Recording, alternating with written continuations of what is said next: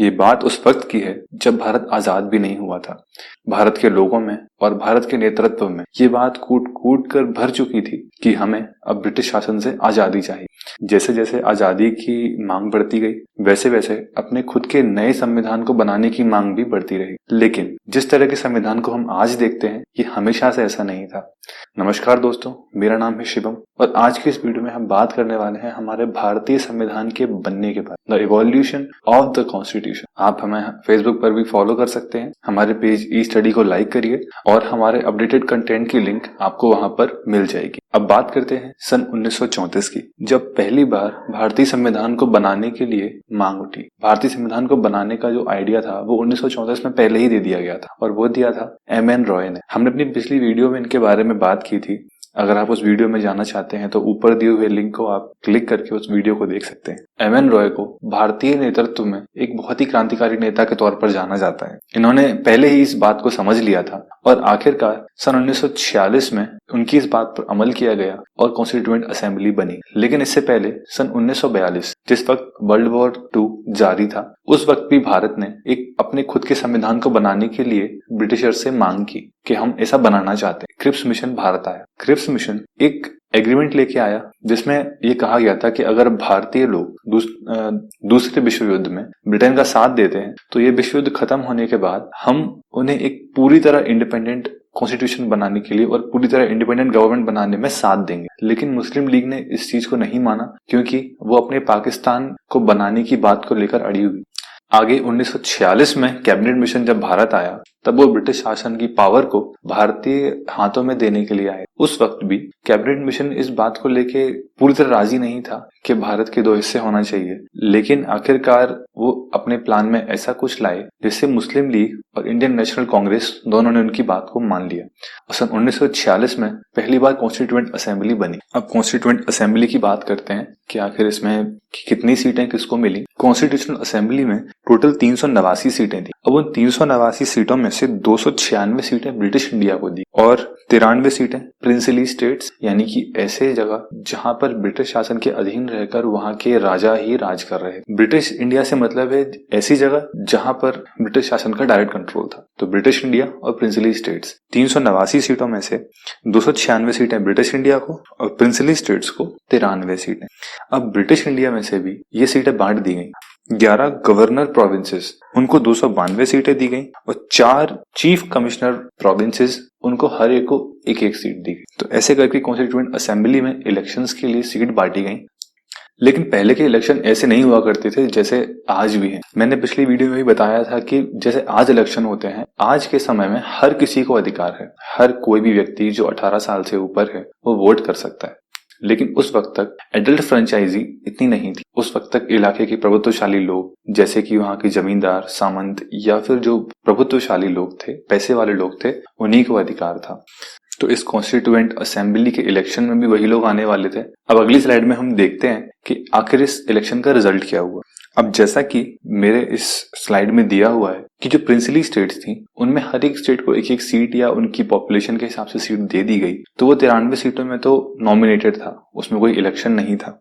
लेकिन British India की जो सीटें थी, सारा का सारा इलेक्शन इन पर हुआ और जब इनके रिजल्ट आए तो इंडियन नेशनल कांग्रेस को 208 सीटें मिली, मुस्लिम लीग को 73 और इंडिपेंडेंट जो लोग थे वो 15 सीटें। यानी उनका ना मुस्लिम लीग से कोई संबंध था और ना ही इंडियन नेशनल कांग्रेस से कोई संबंध था, वो खुद में ही इंडिपेंडेंट थे। जैसा कि आप सभी ने देखा कि ब्रिटिश इंडिया में इलेक्शंस हुए और प्रिंसली स्टेट्स में सिर्फ नॉमिनेशन था, तो इसी वजह से इसको पार्टली इलेक्टेड और पार्टली नॉमिनेटेड कॉन्स्टिट्यूएंट असेंबली भी कहा गया, जिनमें जो प्रिंसली स्टेट्स यानी कि जो राजाओं की जो जगहें थी वहां का राजा चुन के भेजता था। वहां कोई इलेक्शन नहीं होंगे, वहां का राजा जिसे चाहे वो कॉन्स्टिट्यूएंट असेंबली में अपने प्रतिनिधि के तौर पर भेज सकता है। और ब्रिटिश इंडिया में भी जो सीटें बांटी गई थी, जिन सीटों को जिस तरह से बंटवारा हुआ था, उनमें भी मेन 3 तरह से बांटी गई, मुस्लिम, सिख और जनरल यानी कि मुस्लिम और सिखों को छोड़कर जो भी कम्युनिटी आती है उनके बीच। अब इनके बीच सीटों को बांटा कैसे? पॉपुलेशन के हिसाब से। जिस जगह या जिस प्रोविंस में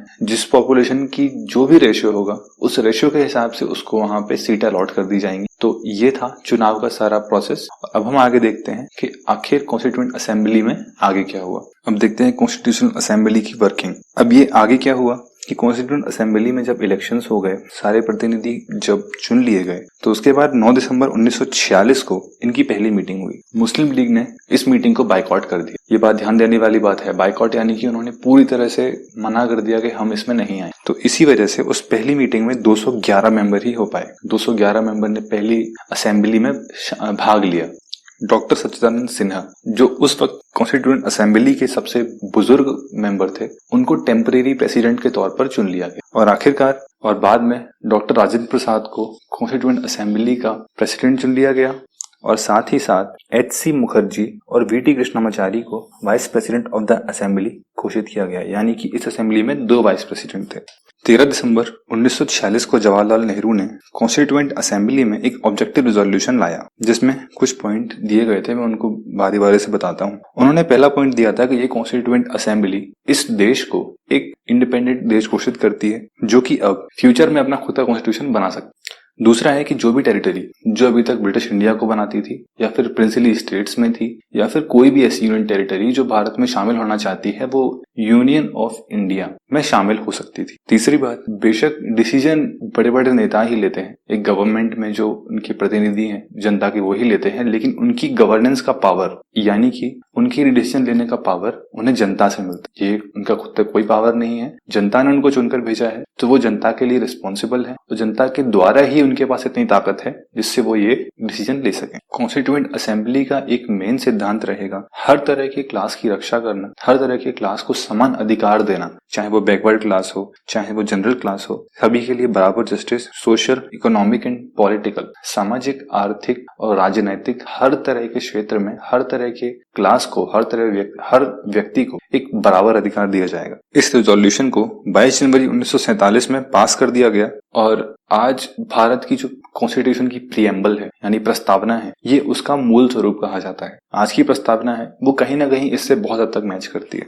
और जिस तरह से हम भारत को भारत के झंडे के या फिर अशोक स्तंभ के चिन्हों से जानते हैं, उसी तरह से प्रतीकात्मक रूप में कॉन्स्टिट्यूएंट असेंबली को एक हाथी का सिंबल दिया गया। जैसा कि आप इस स्लाइड में देख सकते हैं, ये जो सिंबल दिया हुआ है ये सिंबल वही है जो उस टाइम कॉन्स्टिट्यूएंट असेंबली को दिया गया था। कॉन्स्टिट्यूएंट असेंबली ने अपने रिप्रेजेंटेशन को इस सिंबल से माना था। कॉन्स्टिट्यूएंट असेंबली के कुछ और भी फंक्शंस थे। इन्होंने कॉमनवेल्थ की मेंबरशिप को रेटिफाई किया मई 1949। फिर उन्होंने नेशनल फ्लैग को भी अपनाया 22 जुलाई 1947 को और नेशनल एंथम को 24 जनवरी 1950 को। और आगे चलकर डॉक्टर राजेंद्र प्रसाद हमारे आजाद भारत के पहले राष्ट्रपति भी बने थे। लेकिन अब लौट कर आते हैं कॉन्स्टिट्यूशन की बात पर कि आखिर कॉन्स्टिट्यूशन बना कैसे। अभी तक कॉन्स्टिट्यूएंट असेंबली बन गई, भारत को संप्रभु और स्वतंत्र राष्ट्र घोषित भी कर दिया गया, लेकिन अब आगे क्या? अब आगे ऐसा क्या हुआ, ऐसा उन्होंने क्या प्रोसेस करी जिसकी वजह से कॉन्स्टिट्यूएंट बनना चालू हुआ, आगे देखते हैं। आगे चलकर कॉन्स्टिट्यूएंट असेंबली में एक ड्राफ्टिंग कमेटी बनाई गई। ये उन कई सारी कमिटीज में से एक थी जो भारत के नए नियमों को बनाने में सहायता कर रहे थे, भारत को अपने खुद के दम पर चलाने में सहायता कर रहे थे। अब इस ड्राफ्टिंग कमेटी की खास बात क्या है कि ड्राफ्टिंग कमेटी ने वो बनाया जिसके अंडर सारा देश आता है, जिसके लॉ के अंदर सारे देश के हर एक पीपल आते हैं और जिसके लिए सब कोई बराबर। ये ड्राफ्टिंग कमेटी 29 अगस्त 1947 को बनाई गई और इसे स्वतंत्र भारत का नया संविधान बनाने का जिम्मा सौंपा गया। इस ड्राफ्टिंग कमेटी में 7 मेंबर थे। अब वो 7 मेंबर कौन कौन थे? सबसे पहले थे डॉक्टर भीमराव अंबेडकर, जिन्हें हम संविधान का निर्माता भी कहते हैं। आखिर क्यों कहते हैं? इसी वजह से कहते हैं क्योंकि ड्राफ्टिंग कमेटी में वो चेयरमैन थे, यानी कि सारे का सारा उन्हीं को देखना था, रिस्पॉन्सिबिलिटी उन्हीं की थी। उसके बाद कुछ और मेंबर्स हैं, N Gopal Swami Ayyangar, Alladi Krishna Swami Ayyar, doctor KM. Munshi, Syed Mohammad Saadulla, BT. Miller और डी.पी. खेतान। इनमें से बी.टी. मिलर अपनी बीमारी की वजह से रिजाइन कर गए थे, उनकी जगह बाद में आए एन माधवराव, और डी.पी. खेतान जिनकी 1948 में मृत्यु हो गई थी, उनकी जगह पर टी.टी. कृष्णामाचारी को इस समिति में शामिल किया गया। अब आइए इस फोटो में देखते हैं। अब इस फोटो में सबसे पहले आप पहचानने की कोशिश करिए कि आप कितने चेहरों का पहचान सकते। वीडियो को थोड़ी देर पॉज करिए और खुद से देखिए कि आप कितने लोगों का पहचान रहे हैं। चलिए मैं बताता हूँ। सबसे पहले तो चेयरमैन की बात करते हैं। इनको किसी पहचान की जरूरत नहीं। बीच में नीचे वाली रो में जो बैठे हुए हैं, नीचे वाली रो में चेयर पर जो बीच में बैठे हुए हैं, वो हैं डॉक्टर भीमराव अंबेडकर। ये इस कमेटी के चेयरमैन थे। अब बाईं तरफ से शुरू करते हैं। चेयर पर जो बैठे हैं वो हैं एन माधवराव, उनके आगे हैं सैयद मोहम्मद सदुल्ला, उसके बाद भीमराव अम्बेडकर जी, फिर उसके बाद चौथे नंबर पर है अल्लादी कृष्णस्वामी अय्यर और पांचवें नंबर पर है सर BN राव। अब ये BN राव कौन है? इन्हें ड्राफ्टिंग कमेटी में कॉन्स्टिट्यूशनल एडवाइजर के तौर पर नियुक्त किया गया था। अब ऊपर देखते हैं, ऊपर जो लोग खड़े हुए हैं उनमें हम अगर लेफ्ट से देखते हैं अपने बाएं हाथ से, तो सबसे पहले हैं SN मुखर्जी, जो कि इस ड्राफ्टिंग कमेटी के चीफ ड्राफ्ट पर्सन थे और जिनका काम था इन सारे रिकॉर्ड्स को कंपाइल करना, प्रोसेस करना और इनको एक साथ करना। ये चीफ ड्राफ्ट्समैन थे। इनके बाद अगले हैं जुगल किशोर खन्ना, जो इसी ड्राफ्टिंग कमेटी के ड्राफ्ट्समैन थे, और उसके बाद है केवल कृष्णन, ये भी इस ड्राफ्टिंग कमेटी के एक ड्राफ्ट्समैन।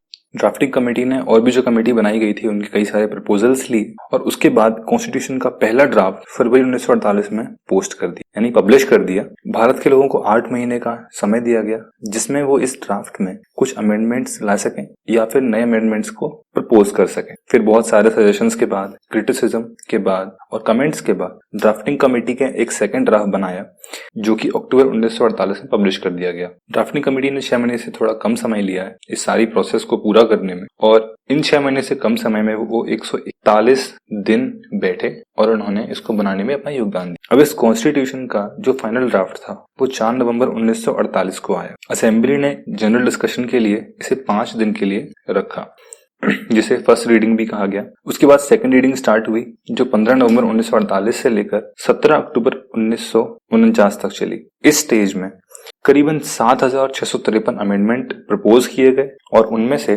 2,473 एक्चुअल में असेंबली में डिस्कस किए गए। इसी प्रोसेस में 14 नवंबर 1949 को थर्ड रीडिंग शुरू हुई और थर्ड रीडिंग के बाद ये मोशन पास कर दिया गया और आखिरकार 26 नवंबर 1949 को इस ड्राफ्ट पर सभी मेंबर्स के सिग्नेचर और प्रेसिडेंट के भी साइन मिल गए। उस वक्त टोटल 299 मेंबर्स में से सिर्फ 284 मेंबर ही एक्चुअली प्रेजेंट थे जिन्होंने साइन किए थे। और आपने देखा भी होगा कि प्रीएम्बल में जो हम बोलते हैं कि on this day 26 November 1949 do hereby adopt enact and give to ourselves this constitution, तो उसमें जो डेट है वो यही डेट है जिस दिन इसे पास कर दिया गया। अब एक बात और बताने वाली है, ये फर्स्ट रीडिंग, सेकंड रीडिंग और थर्ड रीडिंग क्या है। हम आज भी देखते हैं जब भी कोई अमेंडमेंट लाया जाता है किसी हाउस में, जब इंट्रोड्यूस किया जाता है उसके बाद 3 चरणों में इसको लाया जाता है। 3 चरणों में डिस्कशन होता है, प्रपोजल्स लाए जाते हैं और तीसरे चरण में ये कंफर्म कर दिया जाता है कि अब ये अगले हाउस में जाएगा या नहीं, यानी कि इसे हम पास करेंगे या नहीं करेंगे। सेम वही प्रोसेस में दी हुई है। तो ऑफिशियली जो भारत का संविधान था उसे 26 नवंबर 1949 को एक्सेप्ट किया गया, जिसमें ओरिजिनली एक प्रीएम्बल यानी प्रस्तावना, 395 आर्टिकल और 8 शेड्यूल्स, और जब ये पूरा कॉन्स्टिट्यूशन बन गया था उसके बाद में इसमें प्रीएम्बल जोड़ा गया था। डॉक्टर भीमराव अंबेडकर जी उस टाइम पे लॉ मिनिस्टर हुआ करते थे। उन्होंने इस कॉन्स्टिट्यूशन को बनाने के लिए बहुत मेहनत, उनके लॉजिक, उनका तरीका और उनके आर्गुमेंट्स को पूरी असेंबली ने माना और इसी वजह से उन्हें father of the constitution, brilliant writer, constitutional expert, undisputed leader of scheduled caste और chief architect of the constitution of India भी कहा गया। और एक और बहुत ही फेमस सा नाम है, उन्हें आधुनिक मनु भी कहा गया, यानी मॉडर्न मनु, मनु संहिता वाले मनु, जिन्होंने मनु संहिता लिखी थी। अब देखते हैं कि इस कॉन्स्टिट्यूशन का इन्फोर्समेंट कैसे हुआ। आखिर बन तो गया, लेकिन अब इसको देश में लगाएंगे कैसे। सबसे पहले कुछ ऐसे आर्टिकल थे जैसे आर्टिकल 5, 6, 7, 8, 9, आर्टिकल 60, आर्टिकल 324, 366, 367, ऐसे कुछ और आर्टिकल थे जो कि 26 नवंबर 1949 के दिन से ही लागू हो गए थे और बाकी के बचे हुए प्रोविजंस को 26 जनवरी 1950 के दिन से लागू किया गया। अब एक बहुत ही सिंपल सा क्वेश्चन है जो छोटे से छोटे जीके से लेकर कई बार बड़े में पूछ लिया जाता है कि आखिर इस कॉन्स्टिट्यूशन को बनने में कितने दिन लगे, तो वो है 2 साल 11 महीने और 18 दिन। इस पूरे पीरियड में ये कॉन्स्टिट्यूशन बन पाया। अब एक बात और है कि 26 जनवरी को ही क्यों चुना गया, कोई और डेट भी चुन सकते थे। तो उसके पीछे का रीजन है कि 26 जनवरी को पूर्ण स्वराज के दिन के तौर पर भी मनाया जाता था।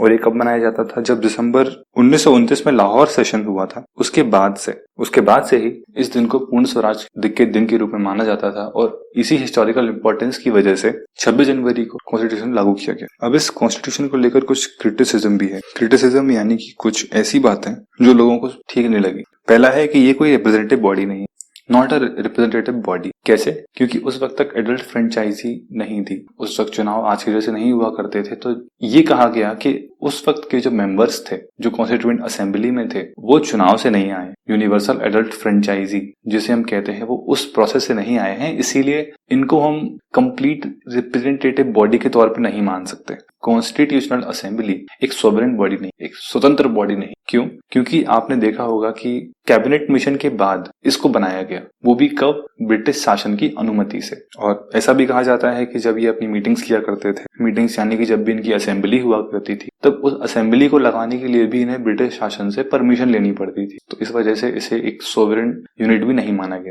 तीसरी चीज है कि तीसरी चीज में इतिहासकार कहते हैं कि ये पूरी तरह से कांग्रेस डोमिनेटेड, यानी कि जैसा आपने देखा भी था कि 208 सीटें कांग्रेस को मिली थी, और उस टाइम सिवाय कांग्रेस के और कोई पार्टी इतनी ज्यादा आगे थी भी नहीं। तो ये सारा का सारा कांग्रेस ही था, यानी कि जो पहले कांग्रेस में थे वही बाद में कॉन्स्टिट्यूएंट असेंबली में बन गए। तो उसमें कहीं से भी डेमोक्रेटिक वाला बात नहीं दिखी, डेमोक्रेसी वाली बात नहीं दिखी, जहां पे सभी को बराबर अधिकार मिलने थे। एक पार्टी ने ही पूरा शासन किया। चौथा है कि लॉयर और पॉलिटिशियन, यानी कि वकीलों और राजनेताओं का इसमें बहुत प्रभुत्व था। और सही भी बात है, पूरी कॉन्स्टिट्यूएंट असेंबली में जितने मेंबर्स थे, उनमें ज्यादातर मेंबर्स या तो लॉयर थे जिन्हें कानून की समझ थी, या फिर वो पॉलिटिशियन थे, चाहे वो जवाहरलाल नेहरू से लेकर डॉक्टर भीमराव अम्बेडकर तक ही क्यों ना हो। इसीलिए इस लॉयर और पॉलिटिशियन के डोमिनेशन वाली यूनिट बताया। आशा करता हूं कि आपको इसमें कुछ समझ आया होगा। कॉन्स्टिट्यूशन कैसे बना, इसके बारे में थोड़ा आइडिया तो लगा ही। अब अगर आपको इस वीडियो में कुछ भी अच्छा लगा हो तो प्लीज सब्सक्राइब करिए, और ऐसे ही और वीडियो के लिए जुड़े रहिए हमारे चैनल से। Thank you and have a nice day.